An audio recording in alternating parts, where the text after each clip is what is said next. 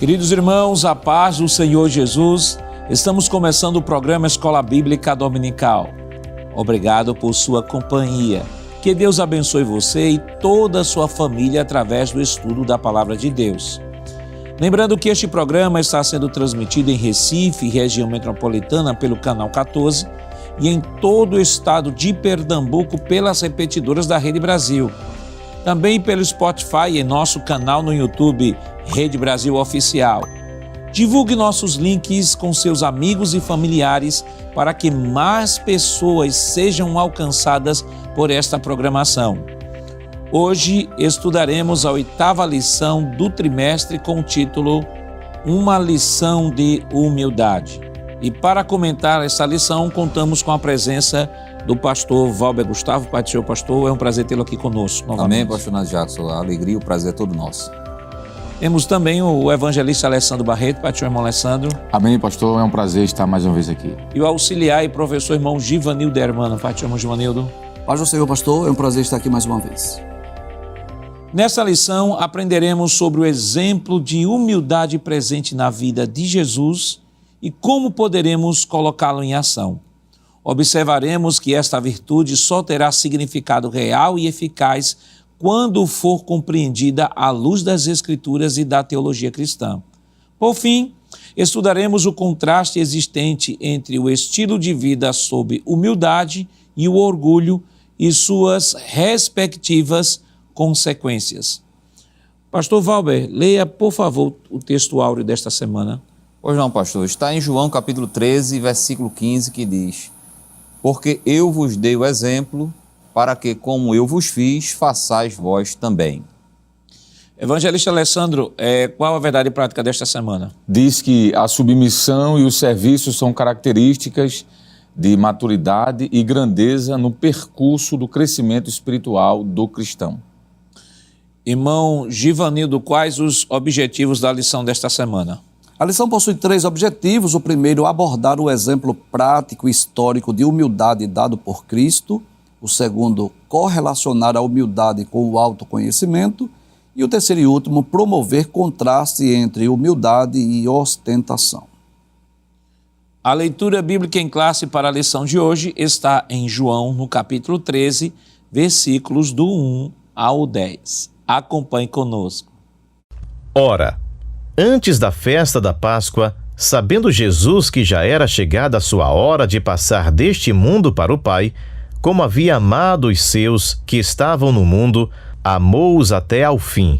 E acabada a ceia, tendo já o diabo posto no coração de Judas Iscariotes, filho de Simão, que o traísse, Jesus, sabendo que o Pai tinha depositado nas suas mãos todas as coisas e que havia saído de Deus e que ia para Deus, levantou-se da ceia, tirou as vestes e, tomando uma toalha, cingiu-se. Depois, pôs águas numa bacia e começou a lavar os pés aos discípulos e a enxugar-lhes com a toalha com que estava cingido. Aproximou-se, pois, de Simão Pedro, que lhe disse: Senhor, tu lavas-me os pés a mim? Respondeu Jesus e disse: O que eu faço não o sabes tu agora, mas tu o saberás depois. Disse-lhe Pedro: Nunca me lavarás os pés. Respondeu-lhe Jesus: Se eu te não lavar, não tens parte comigo. Disse-lhe Simão Pedro: Senhor, não só os meus pés, mas também as mãos e a cabeça. Disse-lhe Jesus: Aquele que está lavado não necessita de lavar senão os pés, pois no mais todo está limpo. Ora, vós estáis limpos, mas não todos. Queridos irmãos, estamos iniciando o seu programa Escola Bíblica Dominical e nesta oportunidade estudando a 8ª lição, que tem como título Uma Lição de Humildade. Semana passada estivemos estudando a 7ª lição, que teve como título Eu sou a ressurreição e a vida. E naquela lição, baseada no texto de João capítulo 11, nós aprendemos sobre o propósito de Jesus. No segundo tópico, aprendemos sobre o encontro de Marta com Jesus. E no terceiro tópico, nós tivemos aí a exposição da doutrina bíblica da ressurreição do corpo. Então, saímos do capítulo 11, pulamos o capítulo 12 e agora vamos para o capítulo 13. Capítulo 13, que é um dos capítulos, pode-se dizer assim, uma das passagens mais belas e profundas do ministério de Jesus. Que quando falamos de humildade, nós pensamos em Jesus, e a primeira coisa que nos vem à mente, o primeiro texto que nos vem à mente, quando falamos de humildade aplicada à pessoa de Jesus, é o texto lá de Filipenses, do capítulo 2, né, que é o cântico da humildade. Ali é uma canção, né, um hino da humilhação ou da humildade. E aqui nós temos um segundo texto que descreve com palavras bem vívidas, né, descrita pelo apóstolo João. O apóstolo João, ele faz vamos assim dizer, ele faz uma descrição narrativa perfeita. Ele vai descrevendo detalhes por detalhes, porque ele queria que os seus leitores compreendessem e vissem e sentissem de maneira real a situação, o ato que Jesus realizou, que é descrito neste capítulo 13, que é o que nós vamos comentar nesta lição. Então, esta lição é uma lição maravilhosa, há muitas aplicações, só pelo próprio título. O título já é uma aplicação prática, né? Humildade. Humildade é a palavra que marca, entre tantas palavras, mas eu acredito a palavra singular, que marca não só a decisão do Senhor de encarnar em prol da humanidade, mas também do seu serviço abnegado, o seu serviço humilde. Pastor Valber, uma lição de humildade. Texto de João, capítulo 13, é um texto emblemático. Sim. Enquanto Paulo descreve a humildade teologicamente na decisão de Jesus ao tomar a forma humana, João descreve esta humildade em atitudes de serviço. Ele não só encarnou, mas ele serviu aos seus discípulos. Exatamente, pastor. Eu creio que estamos num momento assim de considerações iniciais, não é? Mas como o senhor disse, não é? Essa humildade que ela é percebida de maneira assim plena e na sua expressão máxima por meio da pessoa de Jesus. E é claro que eu costumo dizer que essa humildade deve ser analisada a partir da encarnação, até se for seguir uma sequência lógica, não é? Então, encarnação, depois o ministério de Jesus propriamente dito e, por fim, a sua crucificação, que considero a expressão máxima e insuperável da humildade de Jesus. Mas, como o senhor disse, nós vamos analisar essa humildade tanto pela perspectiva teológica, não é, fundamentando com diversos textos bíblicos, mas também vamos analisar essa humildade do ponto de vista da piedade cristã, do ponto de vista devocional.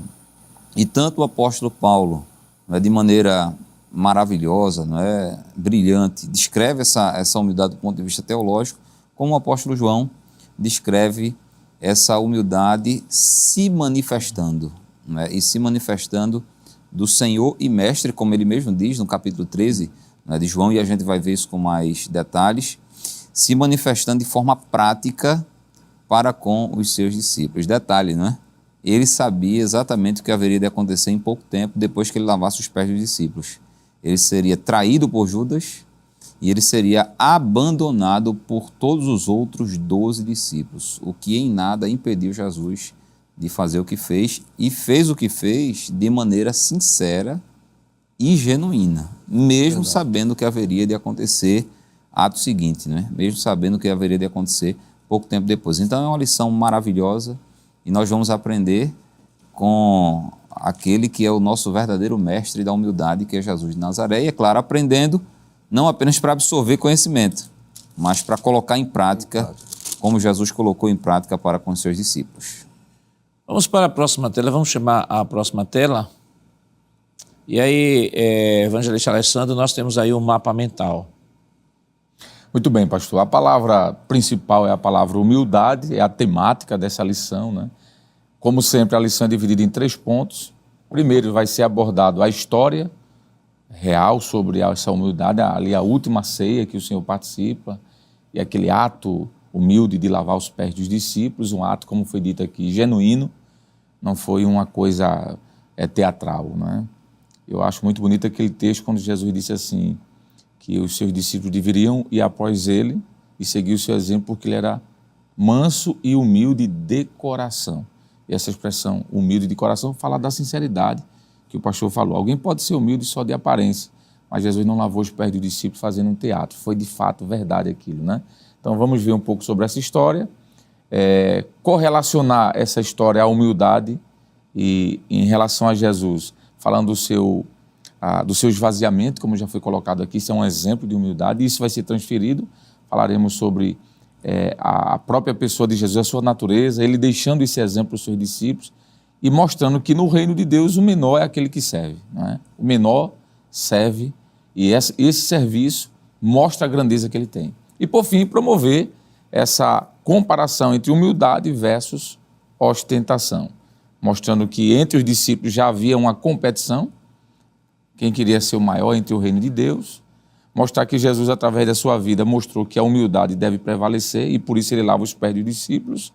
E por fim, a lição vai terminar, pastor, nos convidando a viver isso na prática. A próxima tela.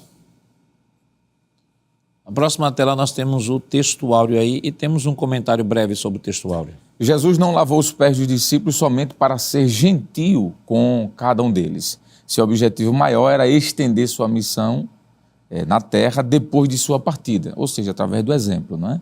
Estes homens deveriam ir a todas as partes do mundo para servir a Deus, ajudando uns aos outros e a todas as pessoas a quem levassem, desculpe-me, a mensagem. E aí eu acho que essa citação é muito precisa, porque o que Jesus fez foi, assim como eu servi vocês, vocês devem continuar servindo ao Pai, levando essa mensagem a todos os 4 cantos da terra. Vamos para a próxima tela. Essa tela, essa parte introdutória do programa, tem sempre como finalidade trazer sempre algo além daquilo que está na lição, exato, que vai enriquecer e somar, né, irmão Givanildo? E aí nós temos a definição da palavra humildade no nosso dicionário UAS da língua portuguesa. Muito bem, então nós vamos perceber aí a definição de humildade, né, que é definida como a qualidade de quem reconhece as suas próprias limitações e age com modéstia, sem arrogância ou vaidade. E é bom nós lembrarmos isso, né, que em certo aspecto nós vamos perceber que isso é um contraste com a própria natureza de Cristo. Em que sentido eu digo um contraste? Porque, na verdade, Jesus é Deus no sentido pleno, mas ao tornar-se homem, né, como já foi falado aqui, Jesus foi literalmente esse maior exemplo de humildade. Na verdade, Jesus é o maior exemplo de todas as boas virtudes da vida cristã. Isso. Não é só no aspecto da humildade, mas em todas as boas virtudes da vida cristã, Jesus é o nosso maior exemplo. Então, para nós, a humildade é quando eu reconheço as minhas limitações. Eu reconheço que sou totalmente dependente de Deus e por isso devo agir com modéstia, não posso agir com arrogância nem vaidade. Só que Jesus, mesmo sendo Deus todo-poderoso, né, podemos dizer isso no sentido pleno, mas ao tornar-se homem, foi o nosso maior exemplo em humildade. E isso me faz lembrar, pastor, já foi comentado aqui, mas eu queria só reforçar que na eternidade passada, antes da encarnação, Jesus poderia exigir do Pai, dizer assim, olha, é para eu ir à terra, tudo bem, eu vou, mas eu quero nascer num berço de ouro, eu quero viajar pelas terras da Galileia nas melhores carruagens, eu quero atravessar o mar da Galileia nos melhores barcos, eu quero ter servos ao meu dispor. Tudo isso ele poderia ter exigido. Eu vou com essa condição.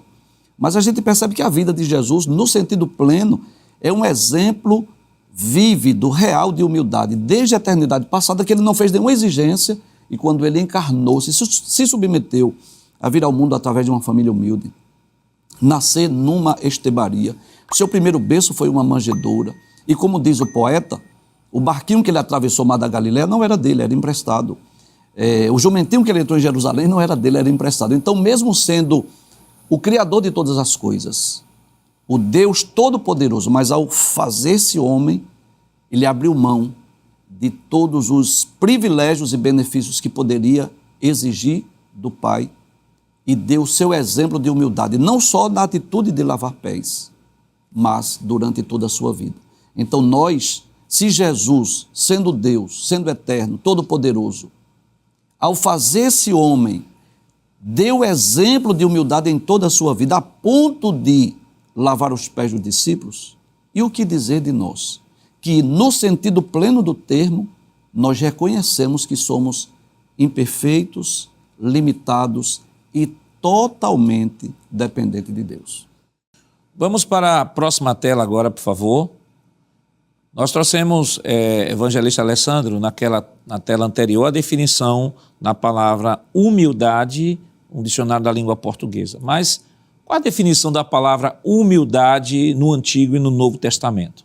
Pois não, pastor. De forma bem prática, essa tela que aqui está resume essa definição. Foi lido pelo professor Givanildo, a expressão do dicionário WAIS, que vem da expressão latina humilitas, que é a mesma raiz da palavra humus, que dá a ideia de terra. Terra é algo simples, algo básico. Então é de onde vem a ideia de humildade. Já no Antigo Testamento nós encontramos aqui outros termos, que é o termo anavá, que tem a mesma raiz da expressão anave, que significa docilidade, humildade. Aqui diz aquilo que é aflição no sentido de algo quebrantado, né? Oriundo da expressão anave, que pode ser também gentil. Já no Novo Testamento, a humildade, o termo humildade e a palavra humildade em si traz um significado também mais profundo, mais amplo, né? Com o termo tapeinofrosine, que é tapeinos. A expressão mais simples para humildade no grego é tapeinos, que denota alguém que é humilde de mente, de pensamento, de ações, de atitudes, que também vem do termo praotes, que é traduzido como alguém que é gentil, dócil ou humilde. Então, basicamente, pastor, tanto o termo da língua latina, que é onde é oriundo do português, como do grego e o hebraico, a mesma significação estão correlacionadas. É aquilo que é simples, é aquilo que é desprovido de altivez, e por isso que o texto fala aqui de docilidade, algo doce, algo maleável. E o termo ainda, interessante, a expressão tapeinos, é a ideia daquilo que está sendo arrastado no chão, a ideia de barro mesmo. Geralmente barro não tem tanto valor, é aquilo que está embaixo, né? Se fosse ouro ou prata, não, mas barro, se você vai comprar um objeto numa loja e tem lá um jarro de barro, geralmente esse barro vai ser mais barato do que um jarro de ouro ou de prata. Então a ideia humus, que foi o que o professor falou do Roais, essa ideia, pastor, de algo simples, algo com pouco valor, não no sentido de pouco valor, de não ter valor, não é isso. É no sentido de simplicidade, docilidade, como aparece o texto aqui.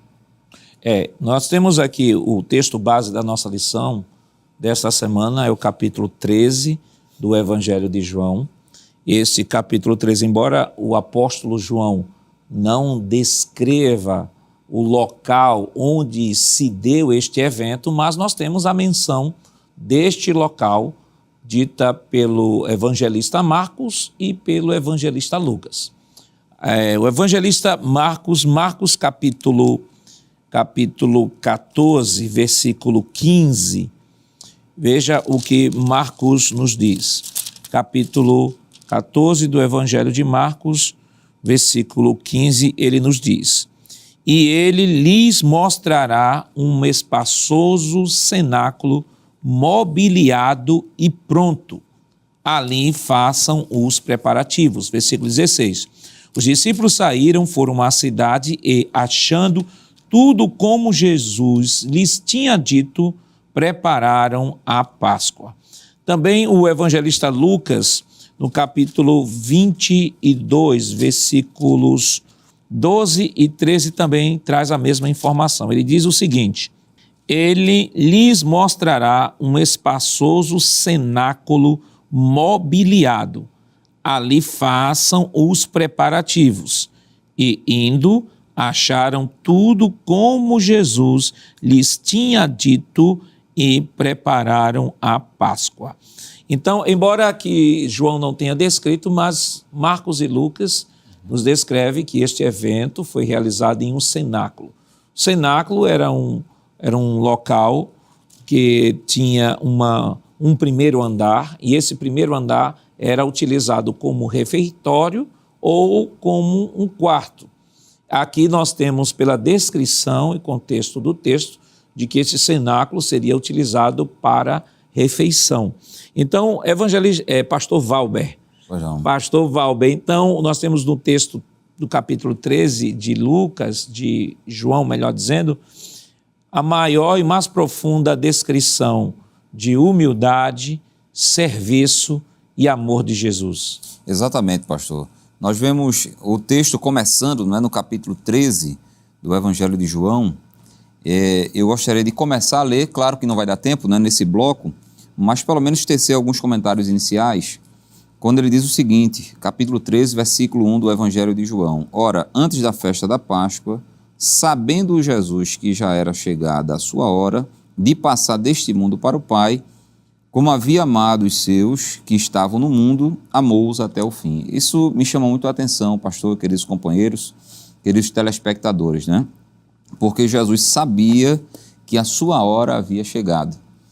E ele sabia que passaria deste mundo para o Pai, não por uma morte súbita, não por uma morte rápida, célere, quase que indolor, mas ele sabia que haveria de partir deste mundo para o Pai por meio da crucificação. A crucificação que, sem sombra de dúvida, seria, e até hoje, até hoje é considerado talvez uma das piores formas de martírio. Há relatos, inclusive, na história de imperadores que eram extremamente cruéis, mas que se recusavam de assassinar ou de tirar a vida das suas vítimas por meio da crucificação. Então, mesmo sabendo que partiria por crucificação, o sentimento que vai emanar do coração de Jesus não é a revolta, não é o ressentimento, não é o ódio. Ele não se torna uma pessoa ranzinza, não se torna uma pessoa arisca, não se torna uma pessoa agressiva, ácida. Não, a Bíblia diz que ele havia amado os seus que estavam no mundo e amou-os até o fim, inclusive naquele momento. Então, do coração de Jesus, naquele momento, vai emanar aquilo que está de forma predominante na sua essência, que é o amor. E aí, como uma das filhas desse amor, nós temos justamente a humildade. Esse amor que está na sua essência, mas que é um amor que se manifesta. E aí, eu creio, pastor, que depois do intervalo a gente vai poder comentar um pouco mais, porque esse amor vai se manifestar sob a forma de humildade, e essa humildade vai se manifestar sob a forma de lavar os pés dos seus discípulos. Um gesto, como o senhor disse, sublime, maravilhoso, uma das cenas que talvez melhor descreva a humildade de Jesus aqui na terra, durante seu ministério terreno. Então não saia daí, nós voltaremos depois de um rápido intervalo. Voltamos já já.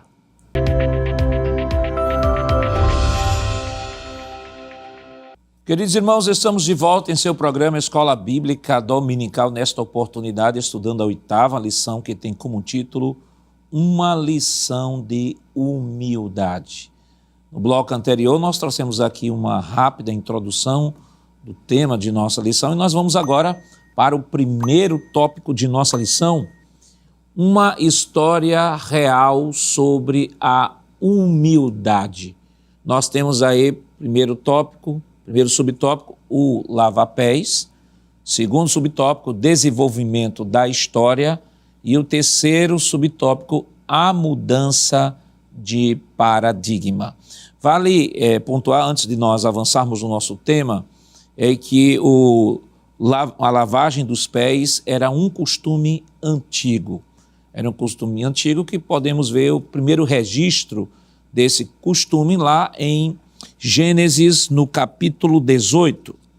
Gênesis capítulo 18, versículo 4, que diz o seguinte: Vou pedir que se traga um pouco de água para que lavem os pés e descansem debaixo desta árvore. Versículo 5. Trarei um pouco de comida para que refaçam as forças, visto que chegaram até este servo de vocês. Depois poderão seguir adiante. Na verdade, era um costume bem de recepção que um anfitrião o anfitrião recebia ou no seu lugar ou em sua casa, embora que a história diga que nem sempre o anfitrião é que exercia essa atividade. Geralmente se delegava essa atividade ao servo da casa. Então o servo lavava os pés daquele visitante que o anfitrião estava recebendo, e era um costume desde os tempos antigos. Nós temos também uma outra referência bíblica lá em Lucas, no capítulo 7, versículo 44, e essa também aqui é bem emblemática. Veja o que o texto nos diz. Lucas, capítulo 7, versículo 44. E voltando-se para a mulher, Jesus disse a Simão: você está vendo esta mulher? Quando entrei aqui em sua casa, você não me ofereceu água para lavar os pés. Esta, porém, molhou os meus pés com lágrimas e os enxugou com os seus cabelos. Veja que coisa maravilhosa. É claro que a gente não vai comentar isso aqui, porque o nosso texto é o texto de João, capítulo 13. Então, pastor Valber, próxima tela, por favor. E aí, na próxima tela, nós temos a importância da humildade para a conservação da unidade da igreja. Aí nós temos já a aplicação desse capítulo 3 à realidade da igreja de um modo geral. Pois não, pastor. Nós temos aí, não é? É uma das principais, se referindo à humildade, claro, uma das principais virtudes dos santos. Também entre o povo de Deus, a humildade é um imperativo, não é uma opção, é uma ordem. E uma ordem também dada não apenas pelos discípulos de Jesus, pelos apóstolos, mas pelo próprio Cristo, não é? E é a virtude que promove a unidade, é o remédio para prevenir e combater os males que atacam a unidade da igreja. Me permita, pastor, ler pelo menos duas referências bíblicas, só para corroborar isso, não é? Ali no primeiro ponto, ele diz, é uma das principais virtudes dos santos, dos crentes.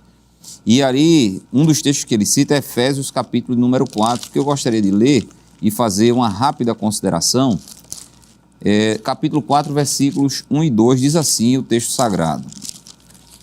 Rogo-vos, pois eu, o preso do Senhor, que andeis como é digno da vocação com que fostes chamados, com toda a humildade e mansidão, com longanimidade, suportando-vos uns aos outros em amor. Então, observe, o apóstolo Paulo vai dizer que nós andamos como dignos da vocação com que fomos chamados quando vivemos em humildade. Então, esse chamamento aqui do versículo 1 é o chamamento para a salvação.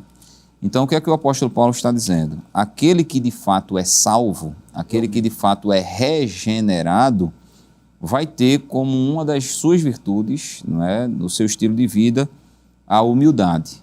Então, a humildade é uma virtude típica dos regenerados, de forma que seria uma contradição de termos falar de um crente que não é humilde, de um crente arrogante, presunçoso, prepotente, vaidoso. Então, se de fato é crente, se de fato foi chamado, se de fato atendeu o chamado, se de fato está andando como é digno da sua vocação, do seu chamamento para a salvação, tem que ser humilde. Então, a humildade é um estilo de vida, é uma virtude típica dos salvos. E veja como essa humildade vai fortalecer a questão da unidade da igreja, porque ela vai possibilitar um relacionamento harmonioso entre os crentes.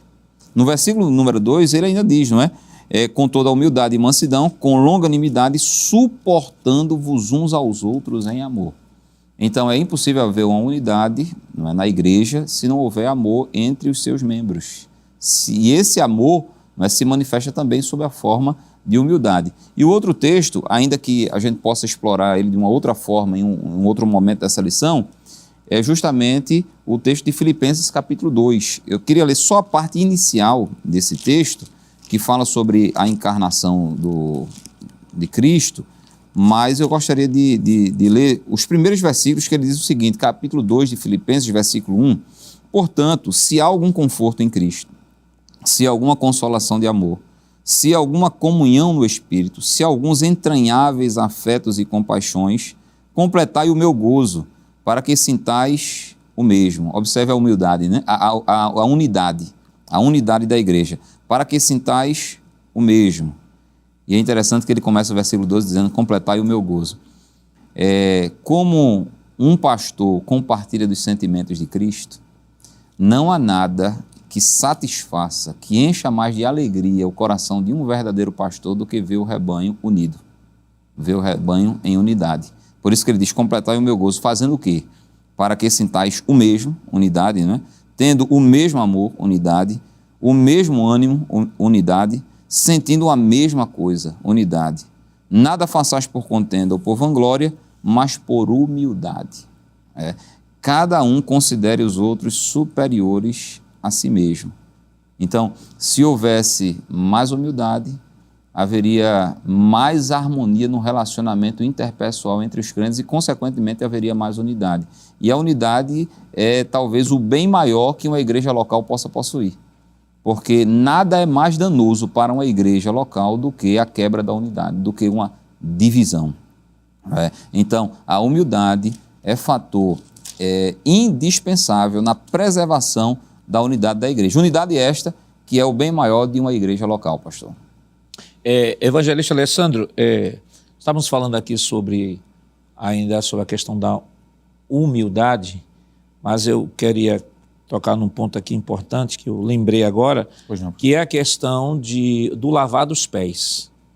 Que a gente entende perfeitamente no texto que a maior lição que Jesus está dando é a lição de humildade, é uma lição de serviço, é a lição de amor, tanto que o texto lá em cima, lá no início do texto, diz que ele os amou e os amou até o fim.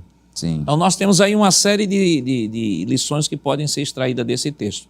Só que existe um determinado grupo religioso que entende esse lavar dos pés como uma ordenança do Senhor, tanto que eles literalmente reproduzem esse lavar dos pés.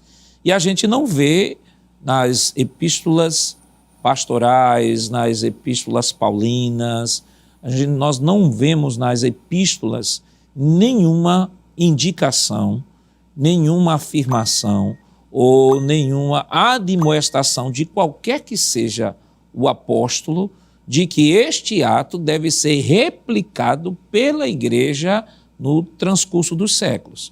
Então, me parece, e eu queria que o senhor comentasse, que o maior exemplo daqui é o exemplo do serviço amoroso, da humildade, do que propriamente, literalmente, fazer o que Jesus fez, que era um costume local de lavar os pés, no sentido de recepção e acolhimento. Perfeito, pastor.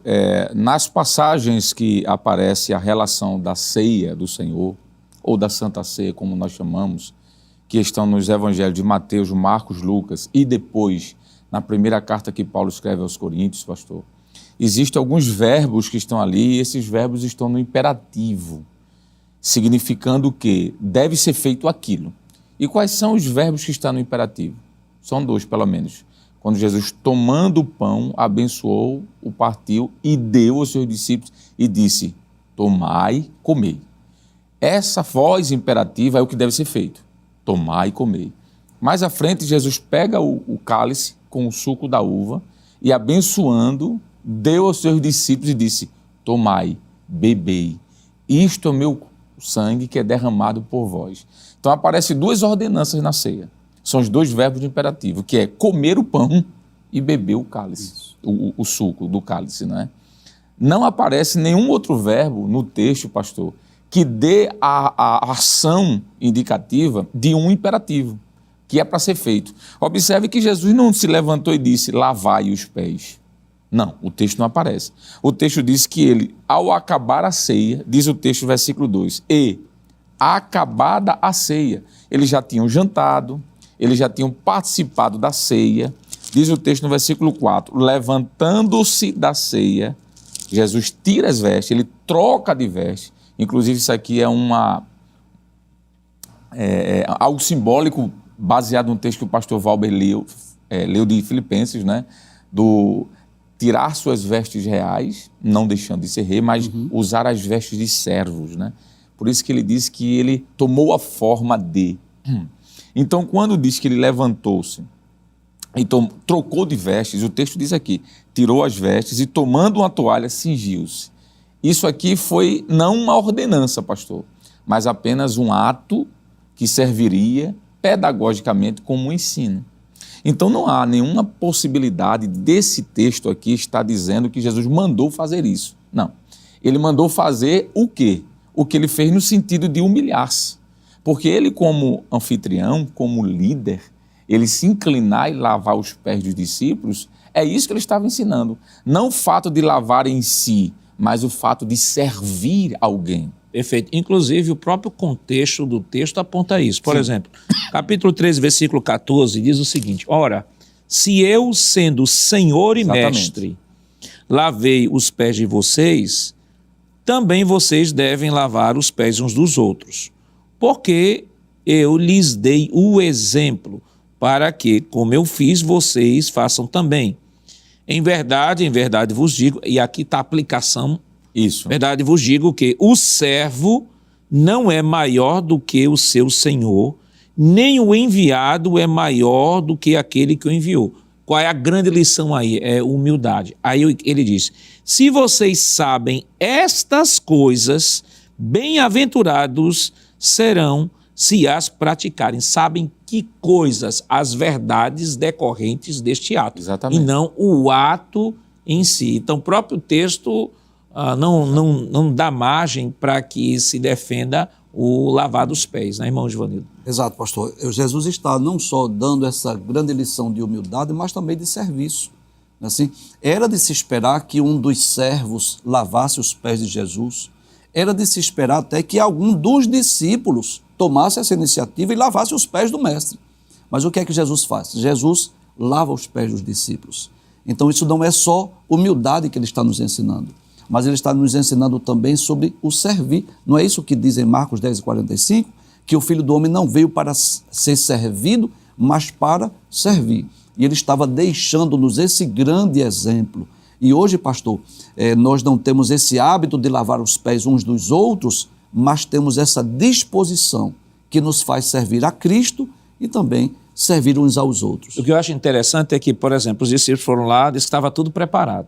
Então estava tudo preparado. O que é que estava preparado? Já estava a jarra com a água, já estava lá a toalha, Exato. já estava a bacia. Faltava alguém para lavar. Só faltava alguém. Só que os discípulos, se tivessem entendido isso na sua profundidade, eles iam brigar. Entenda o que eu estou falando. Eles iam brigar entre eles quem de fato seria o primeiro a lavar os pés de Jesus. Possivelmente seria Pedro, né? Que deveria tomar iniciativa. Só que o problema é que eles estavam tão preocupados em descobrir quem é o maior. Veja que contrassenso. Eles deveriam estar brigando e dizer assim: olha, a gente preparou tudo isso aqui, o mestre mandou preparar para a ceia, mas tem todo o rito do anfitrião. Então, quem é que vai lavar os pés de Jesus? Eles deveriam estar brigando para lavar os pés de Jesus. Só que estavam tão preocupados com disputas entre eles, né? Isso a gente vê, por exemplo, Mateus capítulo 18, versículos do 1 ao 4, Mateus capítulo 20, versículos 20 ao 27, Marcos capítulo 9, versículos 33 ao 37, Lucas capítulo 9, versículos 46 ao 48. E sobre Lucas 9, eu queria ler pelo menos esse texto, Lucas 9, 46 ao 48, que diz assim: surgiu entre os discípulos uma discussão sobre qual deles seria o maior. Veja, a briga deles lá era quem é que ia ser maior. Mas Jesus, sabendo o que se passava no coração deles, pegou uma criança, colocou-a junto de si e lhes disse: quem receber esta criança em meu nome, a mim que recebe. E quem receber a mim, recebe aquele que me enviou. Porque aquele que for o menor de todos entre vocês, esse é que é grande. Então Jesus já começa a dar a lição ali, mas parece que ele não... Parece que eles não aprenderam, né? Então, você tem aí João descrevendo, Jesus é que toma a iniciativa. Veja que eles estavam com a mente tão obstruída que quando Jesus vai tomar a iniciativa de fazer isto, ele é chocado com Pedro. Pedro disse, não, você não vai fazer isso comigo, não. Veja que eles não entendiam a profundidade do gesto de humildade e a lição que Jesus estava dando ali aos seus discípulos, né, pastor? Exatamente, pastor. Antes só de voltar a João capítulo 13, né, texto do qual a gente pode extrair infindas, né, e inúmeras lições, eu só estava pensando naquele texto que o senhor leu de Gênesis capítulo 18, né, que fala sobre o lava-pés como sendo um costume antigo, já praticado, né? E ali nós estamos diante de Abraão, vendo 3 anjos, um dos quais claramente era o Senhor Jesus, né? Era uma teofania ou cristofania. Então parece que o primeiro personagem da Bíblia a lavar os pés de Jesus foi Abraão, né? Porque ele diz, olha, traga para lavar os pés, e eles não resistem. Boa aplicação. Não é? Eles não resistem em hipótese alguma. Mas voltando aqui para João capítulo 13, não é? Esse gesto de humildade que era necessário. E por que era necessário?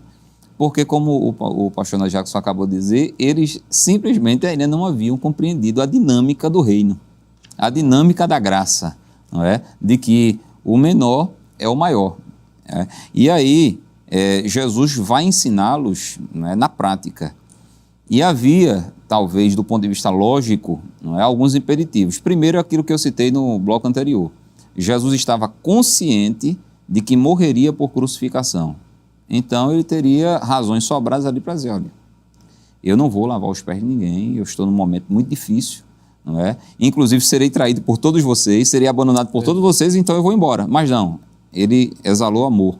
E um outro detalhe, pastor e queridos companheiros e telespectadores, que me chamou a atenção aqui nesse João capítulo 13 também, é que no capítulo 13, versículo 3, está escrito o seguinte: Jesus, sabendo, ele estava consciente, não é? Que o Pai tinha depositado nas suas mãos todas as coisas, e que havia saído de Deus e que ia para Deus. Ou seja, ele estava absolutamente consciente da sua messianidade, quem é ele e da sua divindade, da sua grandeza, daquilo que ele herdaria, ou seja, todas as coisas, não é? Que já eram deles por direito natural, né? Pelo fato de ele ser Deus e Criador de todas as coisas, mas agora ele conquistando enquanto homem, mesmo consciente dessa grandeza infinita, justamente depois de João descrever que ele estava consciente disso, da sua grandeza, da sua soberania, não é? Da sua sublimidade. Ato seguinte, a Bíblia diz no versículo 4, levantou-se da ceia, tirou as vestes e, tomando uma toalha, cingiu-se. Aí é quando ele vai começar a lavar os pés dos discípulos, sabendo que morreria por crucificação e sabia que era o próprio Deus encarnado, que em breve herdaria todas as coisas por direito de conquista, não é? Na cruz do Calvário. Ele tira as vestes essas que o caracterizavam como mestre, não é? Porque as vestes de um mestre eram diferentes, não é? Então ele vai se despir ali do seu status social, do seu status religioso, e vai fazer aquilo que cabia a um escravo fazer, que era lavar os pés dos convidados, não é? E quando um anfitrião, está no comentário da superintendência, fazia isso, é porque ele estava dando redobrada honra aos seus convidados. Então Jesus está dando uma redobrada honra aos benditos dos discípulos que em breve haveriam de abandoná-lo, com os pés sujos, certamente mal cheirosos, porque misturava o suor com a poeira, não é, daquela região desértica. Os pés não eram bonitos, né? Certamente devido ao solo arenoso e muito quente. Eram pés rachados. E Jesus está ali se baixando, se humilhando, com genuinidade, com sinceridade, e lavando os pés dos seus discípulos. Se Jesus fez isso com os seus discípulos, por que é que nós também não devemos fazer uns com os outros, né, pastor? Só um adendo ao versículo 4, o senhor leu aí o versículo 4. Isso, na corrigida. Levantou-se da ceia, tirou as vestes e, tomando uma toalha, cingiu-se. Pronto, esse texto, tirou as vestes, eu já vi alguém dizer que Jesus ficou despido. Despido, na verdade. Jesus, e na verdade, não, o texto assim, não ficou tão claro com isso aí. A Nova Almeida Atualizada, a NAA, diz o seguinte, versículo 4, levantou-se da ceia, tirou a vestimenta de cima e pegando a toalha, cingiu-se com ela. Alguns comentaristas dizem que esta veste está se referindo à túnica, a túnica que ele usava. Logo, não há fundamento nenhum para dizer que Jesus ficou despido, Totalmente despido. e que totalmente despido, e ao ficar despido, e aí fizeram até uma ilustração, ele ficou totalmente despido da forma como ele ia ficar despido na cruz. É muito bonito, é muito emocionante, mas não tem fundamento nenhum. Exatamente. Não tem fundamento nenhum. O texto deixa claro de que foi tirado, levantou-se da ceia, tirou a vestimenta de cima e pegando uma toalha, ou seja, havia várias roupas. Tem gente até, se você pesquisar, tem gente que diz que se usava 3, 4, 5, até 6 roupas. Para mim, para a gente não interessa o quantitativo de roupa. O que se sabe, vamos dizer aqui dentro de uma perspectiva básica, se tirou a túnica que ele usava, e aí você tem a roupa que ele estava usando diariamente, pegou a toalha, como o texto diz, amarrou na cintura, cingiu, amarrou na cintura, e com esta toalha começou a lavar os pés dos discípulos e enxugar com essa toalha. Vamos para a próxima tela, por favor. Humildade implica autoconhecimento. Primeiro, conhecendo a própria natureza. Segundo, o exemplo deixado por Jesus.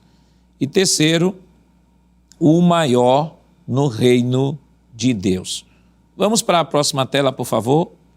E aí, ministro, nós temos aí a humildade implica no autoconhecimento. Eu queria que o senhor comentasse. Pois não, pastor. Já foi de alguma forma falado sobre isso, de que Jesus sabia quem ele era, e isso não o impediu de agir com humildade. Ele sabia quem ele era. Essa ação de Jesus demonstra maturidade e conhecimento pleno, não é? E o texto diz aqui que o filho nada pode fazer de si mesmo. Capítulo 5, versículo 19 de João, mostrando aqui a sua atividade em obedecer um mandado do Pai. E ele sabia que um dos aspectos dessa missão era servir. Já foi falado aqui pelo professor Givanildo, né? Verso 30 do capítulo 5 de João diz: eu não posso de mim mesmo fazer coisa alguma, porque não busco a minha vontade, mas a vontade daquele que me enviou. Versículo 38 do capítulo 6, eu desci do céu não para fazer a minha própria vontade, mostrando essa disposição humilde de Jesus em obedecer aquilo que ele veio fazer. O meu ensino não é meu, versículo 16 do capítulo 7 de João, e as palavras que eu vos digo, não as digo por mim mesmo, João 14, verso 10. Em outras palavras, eu entendo de que quando Jesus se inclina aos pés dos discípulos e lava os pés dele, ele estava dizendo, olha, eu estou fazendo aquilo agora, nesse momento, exemplificando o que eu vim fazer, aquilo que meu Pai me enviou, servir, dar a vida por vocês, não é? Então, essa humildade de Jesus, ela é exteriorizada nesse simples fato de lavar os pés dos discípulos, mostrando que ele tinha consciência de quem ele era, Deus, já foi dito aqui que ele era Deus, plenamente Deus, mas ele também era um servo de todos. Então, quem é humilde, a pessoa que é humilde, mesmo tendo aquilo que pode fazê-lo superior aos outros, por assim dizer, a consciência de humildade, de simplicidade, faz com que ele exerça funções simples sem se preocupar com aquilo que ele tem. Eu estava, enquanto o pastor Valber falava, lembrando de uns versículos que eu deixei anotado, Tiago capítulo 4, versículo 6, irmão do Senhor. Eu acredito que Tiago deve ter escrito isso baseado no testemunho do seu próprio irmão. Ele disse assim, Deus resiste aos soberbos, mas ele dá graça aos humildes. Quando Pedro estava naquela ceia com os discípulos, ele escreve no capítulo 5 da sua primeira carta, versículos 5 e 6, revesti-vos de toda humildade, porque Deus resiste aos soberbos. Ele diz, humilhai-vos, pois, debaixo da potente mão de Deus, para que seu tempo ele vos exalte. Foi o que Jesus fez. Houve esse momento de humilhação, porque de alguma forma isso é uma humilhação do ponto de vista social, vamos assim dizer. Imagine um discípulo passasse ali e visse Jesus tirando aquela veste, como foi dito aqui, de líder e vestindo a veste de serviçal, de garçom, não é? Mas, rapaz, que humilhação, realmente. Foi uma humilhação para Jesus. E termino citando o Salmos 138, verso 6. O Senhor é excelso, contudo, ele atenta para os humildes, mas os soberbos ele conhece de longe. Então, essa consciência de Jesus fez com que ele exercesse a humildade sem deixar de ser quem ele era, Deus. Vamos dar uma paradinha, vamos para um rápido intervalo, não sai daí, nós voltamos já já.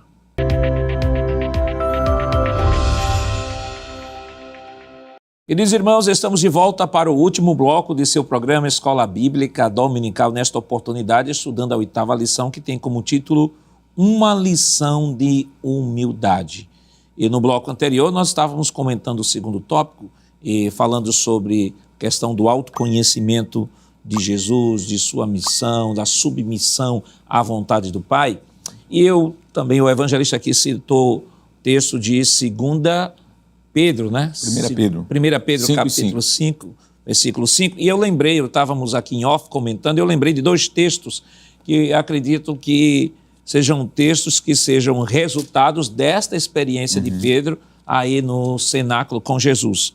Que é 1 Pedro, capítulo 4, versículos 9 e 10, diz assim: sejam mutuamente hospitaleiros sem murmuração, sirvam uns aos outros, cada um conforme o dom que recebeu, como encarregados de administrar bem a multiforme graça de Deus.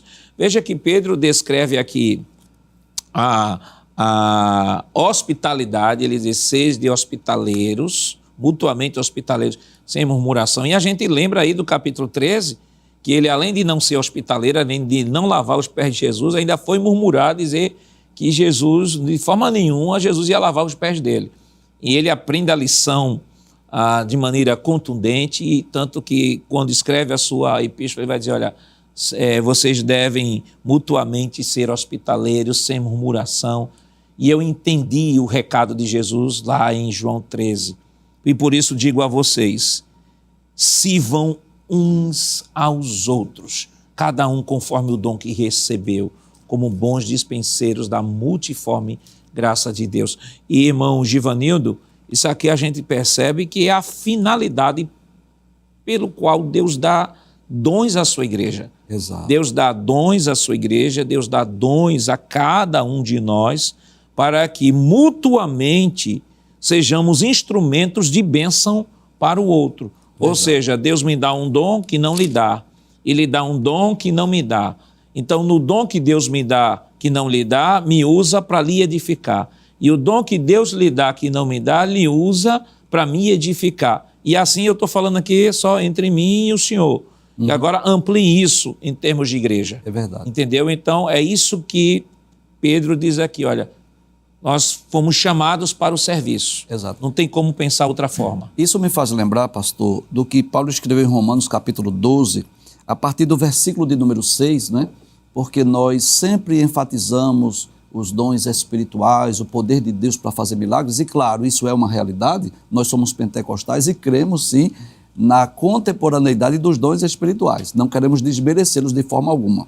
Mas falando de serviço, porque humildade não é só um semblante decaído, ou você usar roupa simples. Tem pessoas que acham que é humilde porque usam roupa simples. Eu sou rico, mas eu vou usar essa roupa simples porque eu sou humilde. Humildade é muito mais do que isso. E uma outra coisa, só abrindo parênteses aqui, sem querer interromper, e também tem que saber diferenciar humildade de sentimento de inferioridade. Exato, são duas coisas Tem pessoas distintas. que pensam que, por terem sentimento de inferioridade, são humildes. Por exemplo, chamam uma pessoa: olha, irmão, o senhor gostaria de cooperar lá na classe de escola dominical? Ó, irmão, eu não tenho condições não tenho condições de jeito nenhum, nunca eu vou aceitar isso porque eu não tenho capacidade. Isso é sentimento de inferioridade.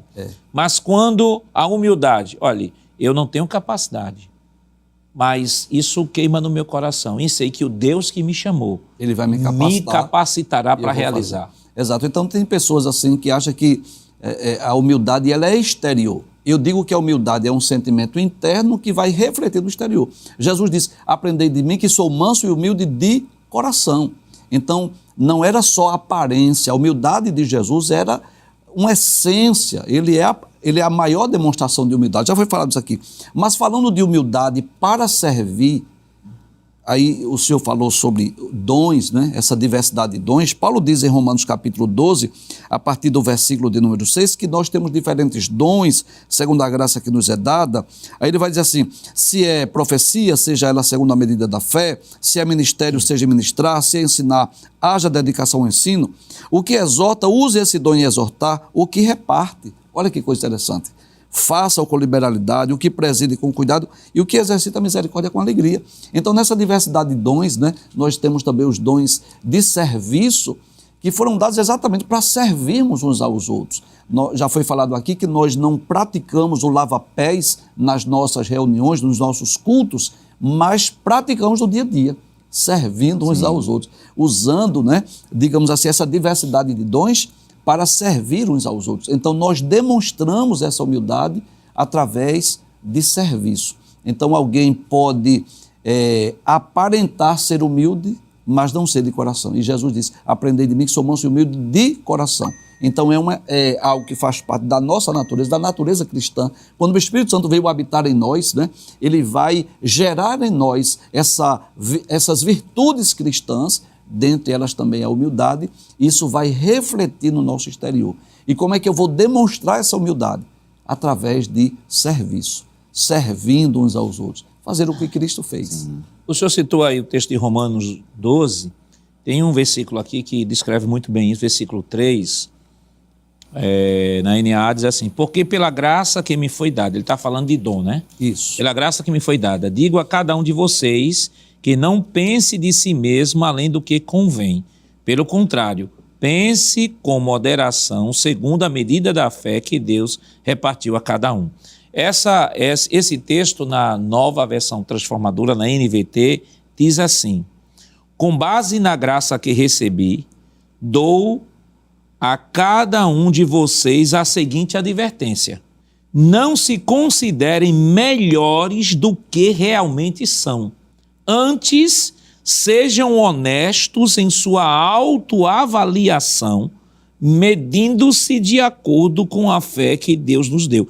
E esse texto me faz lembrar aquela definição inicial que a gente viu de humildade, que é justamente aquela capacidade que a pessoa tem de reconhecer a sua limitação. Isso. E o texto aponta para isso. Veja, em outras palavras, ele está dizendo, olha, não tenha de você mesmo, em outras palavras, não tenha de você mesmo uma autoimagem distorcida. Primeiro, porque saber que foi Deus que lhe deu o dom. O dom não é seu, é Deus que lhe dá. E se alguma coisa é realizada por meio, através deste dom que Deus lhe deu, a glória é para Deus, não é para você. E ele diz assim, antes sejam honestos em sua autoavaliação, ou seja, compreenda a sua limitação. Você é limitado. A graça é de Deus. Veja que ele inicia o texto falando sobre graça. Ele diz, autoavaliação, medindo-se de acordo com a fé que Deus nos deu. Ou seja, a operação é de Deus, não só a operação é de Deus, mas aqui, esse texto aqui, não se considerem melhores do que realmente são. Ou seja, não ache que você é a tampa de crush. Não seja que a última bolacha do pacote. Isso. Porque foi Deus que deu a graça, e é Deus e a glória é para Deus. Basta Deus tirar, que acabou-se que o homem se resume ao pó. Me permita, pastor, ainda corroborando com tudo isso que já tem sido falado aqui, esse tópico realmente me chamou muita atenção, que a humildade tem a ver com autoconhecimento. Porque Jesus estava autoconsciente de quem era e fez o que fez. Só que não apenas Jesus, principalmente nós devemos ter esse autoconhecimento. E no esboço feito pela superintendência, no subtópico 1.1, me chamou muita atenção, porque depois de ele dar a definição de humildade à luz do dicionário de língua portuguesa, não é? Lembrando, não é, que humildade é a qualidade de quem reconhece as suas próprias limitações e age com modéstia, sem arrogância ou vaidade, aí o comentário da superintendência diz assim, essa virtude envolve uma consciência realista de si mesmo. E lá no final desse mesmo subtópico, depois de falar sobre humildade à luz do latim, do hebraico e do grego, como já foi falado aqui, o comentário da superintendência diz assim, o esboço da superintendência, sob uma perspectiva espiritual, A humildade é descrita como uma graça enraizada na alma. Uma expressão linda, né? Enraizada na alma, profunda, né? Que leva a pessoa a não se considerar mais importante do que realmente é. Então, veja, ele fala de consciência realista e não se considerar mais importante do que realmente é. No final das contas, a humildade tem a ver com a percepção da realidade. Quem é humilde, ele tem sanidade espiritual e mental para reconhecer a realidade. E quem não é humilde à luz da Bíblia, tem problemas com a percepção da realidade. Agora veja, quem tem problemas com a percepção da realidade à luz da Bíblia, e eu acho que também da boa ciência, são os loucos. Então, por exemplo, quem é que vai negar que isso daqui é uma xícara? Se eu observar alguém negando que isso aqui é uma xícara, certamente eu vou chegar à conclusão mais do que óbvia de que essa pessoa está com problemas mentais. Então, à luz da Bíblia, quem não é humilde, ou seja, quem é soberbo, quem é egoísta, quem é narcisista, essa é uma pessoa louca à luz da Bíblia. E uma prova disso, nós não vamos ler, mas somente citando, é Lucas capítulo 12, a partir do versículo 18, na parábola do rico insensato, que depois que ele dá aquele show de vaidade, de egoísmo, de ostentação, de soberba, de vaidade, então na percepção dele, ele era o mais bem-aventurado dos homens, mas na percepção divina, ouve-se a voz de Deus, é Deus quem fala com ele e diz a ele: louco, ainda essa noite te pedirão a tua alma, e o que tens preparado para quem será? Então a soberba, à luz da Bíblia, é antes de mais nada uma loucura, que leva as pessoas a viver loucamente. E a humildade, né, é o oposto, o antônimo dela, né, leva a gente a viver uma vida sã, do ponto de vista espiritual e também do ponto de vista mental. Então, essa questão do autoconhecimento é perfeita. Porque quem se autoconhece é, antes de mais nada, humilde. Porque sabe das suas limitações. Né? A gente vai envelhecer, a gente vai morrer, a gente vai adoecer. Nós temos limitações. Então, é uma loucura imaginar de si mesmo algo além disso. Não é? E viver loucamente, nós sabemos qual é o destino. Nós sabemos para onde nós vamos, para onde alguém vai se viver loucamente. É perdição eterna. Não é? Então, viver de forma humilde é algo, antes de mais nada, não é algo cristão e é um seguro de vida, né? Aqui e na eternidade. Verdade. Não é? Então, é mais ou menos isso, pastor. Vamos para o terceiro tópico de nossa lição, a tela do terceiro tópico. Nós já estamos caminhando para o final. Humildade versus ostentação. Uma competição silenciosa, o caminho humilde de Jesus e um convite à humildade. Próxima tela, por favor. E aí, evangelista Alessandro, nós temos aí o quadro comparativo, né? Características da humildade e características da ostentação. Queria que o senhor comentasse, por favor. Pois não, pastor. Se o senhor permite rapidamente, antes de ir para o quadro,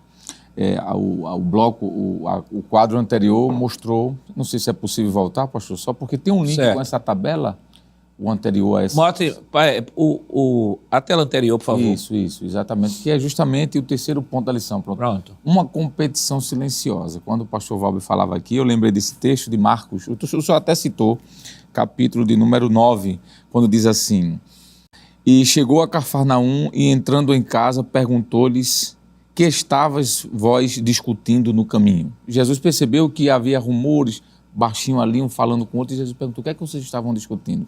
Ele sabia, claro, né? Aí o versículo 34 diz: mas eles calaram-se. Por quê? Pelo caminho tinham disputado entre si quem era o maior. Aí diz o versículo 35.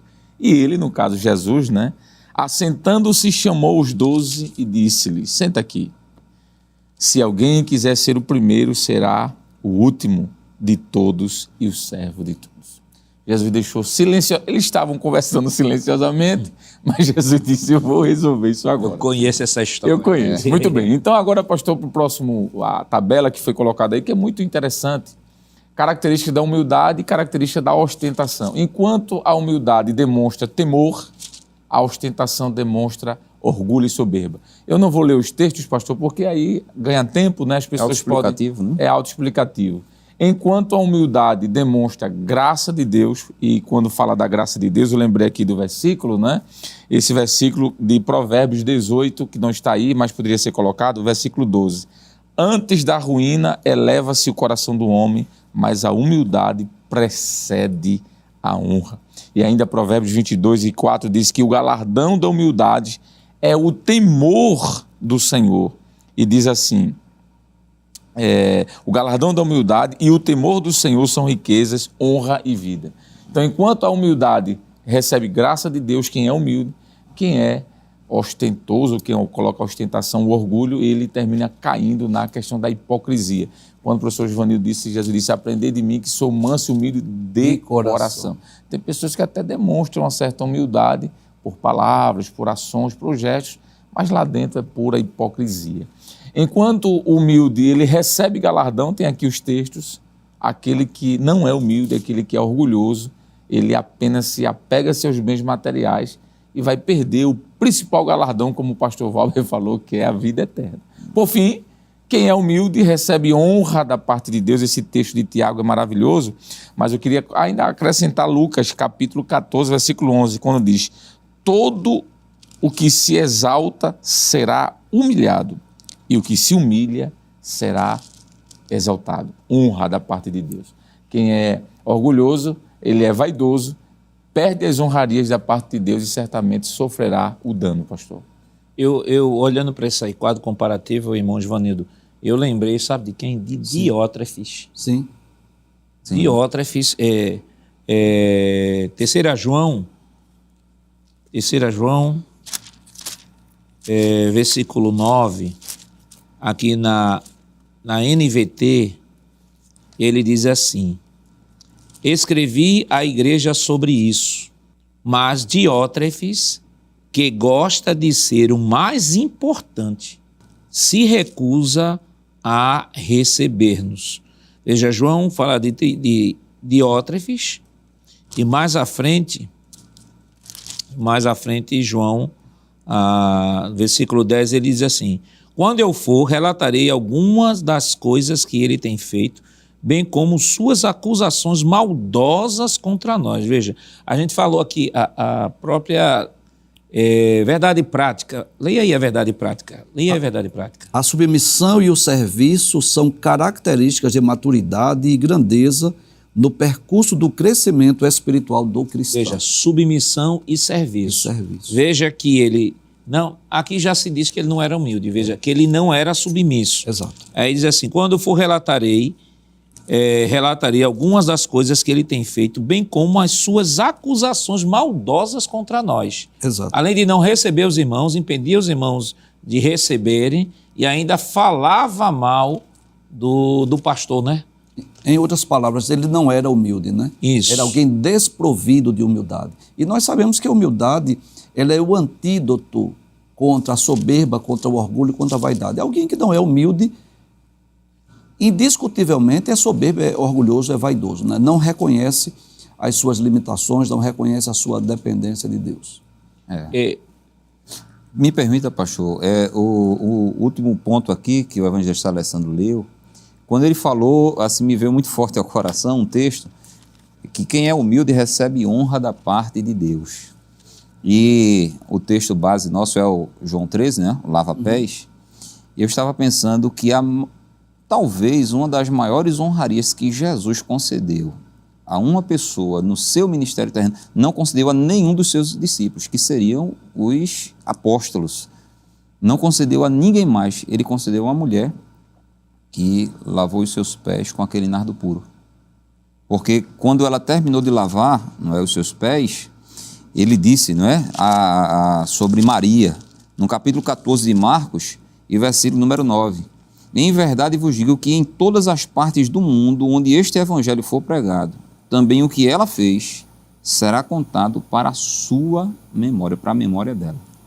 Então veja, ao longo desses 2000 anos de história de Jesus para cá, quantos e quantos reis, nobres, intelectuais, ricos, foram absolutamente esquecidos na história. Não é? Até mesmo no dia de hoje, enquanto nós estamos aqui, quantos e quantos nobres, inclusive ídolos da história recente, não foram e não serão mencionados em todo o mundo. Mas essa mulher está sendo mencionada em algum lugar do mundo nesse exato momento, inclusive aqui nesse programa, não é? Porque ela foi humilde para lavar os pés de Jesus, né? No seu caso, com aquele vaso de alabastro, né? Com um nardo puro. Inclusive já era um bizu de Jesus para quem fosse escrever. Exatamente. Esse não pode ficar fora do cânon. Isso tem Verdade. que entrar. Tem que ser registrado. entrar. Essa história tem que ser conhecida no mundo inteiro. Pastor Valber, o nosso tempo já estourou e que lições ou conselhos o senhor daria ao professor que está nos acompanhando neste momento? Olha, pastor, como sempre, ser o mais bíblico possível, né? Ler o texto, explicar o texto e aplicar o texto. Deixando bem claro que a razão pela qual Jesus fez o que fez, ele mesmo disse, eu fiz para dar a vocês o exemplo, para que vocês façam também. Então, é sempre se limitar ao que o texto sagrado diz e aplicar ao coração e à vida prática dos alunos. Evangelista? Pastor, eu vou terminar lendo o texto de Miqueias, capítulo 6, versículo 8. Eu acho que resume também muito esse assunto de hoje. Diz assim o texto da palavra de Deus. Ele te declarou, ó homem, o que é bom, o que é que o Senhor pede de ti, senão que pratiques a justiça e ames a beneficência, e andes humildemente com teu Deus. Um dos pré-requisitos para ser reconhecido como servo de Deus é andar humildemente com o Senhor. Eu acho que isso resume muito bem o pensamento dessa lição. Vamos, Vanildo. A humildade é um sentimento interno, é um sentimento do coração. Ele não é só uma ação externa, mas acima de tudo, de dentro do coração.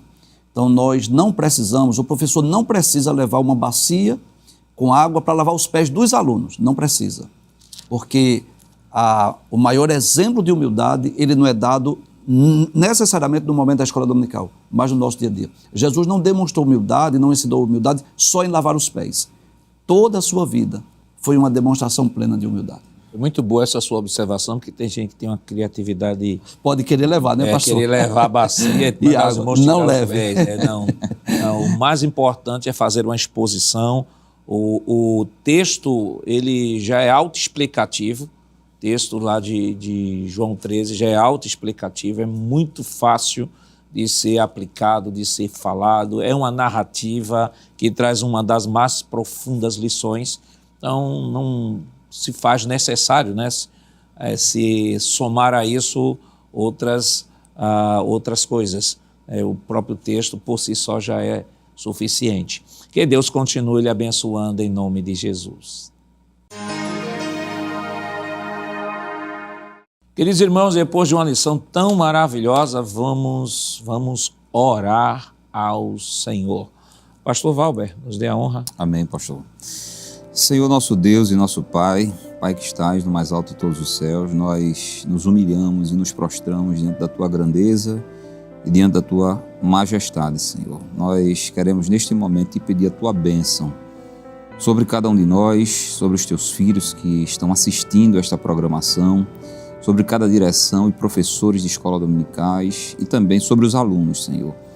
Que haja em nós o mesmo sentimento que houve em Cristo Jesus e que possamos dar lugar, Senhor, dar vazão, permitir que o Teu Espírito Santo gere em nós, o máximo que puder, esse sentimento tão nobre que é a humildade. Nós te pedimos, Senhor, nos ajuda a viver como Cristo viveu, em nome de Jesus. Amém. Chegamos ao final do programa. Hoje estudamos a 8ª lição do trimestre com o título Uma Lição de Humildade. Na próxima semana veremos a 9ª lição com o tema O Caminho, a Verdade e a Vida. O programa Escola Bíblica Dominical vai ao ar na TV toda sexta-feira às 21h30 e no sábado às 16 horas. Também está disponível no formato de podcast no Spotify e em nosso canal no YouTube, Rede Brasil Oficial. Se inscreva, ative o sininho e compartilhe nossa programação. Obrigado por sua companhia e até o próximo programa. Que a graça do nosso Senhor Jesus Cristo, o amor de Deus nosso Pai, a comunhão do seu Santo Espírito estejam com todos hoje e para todos sempre. Amém.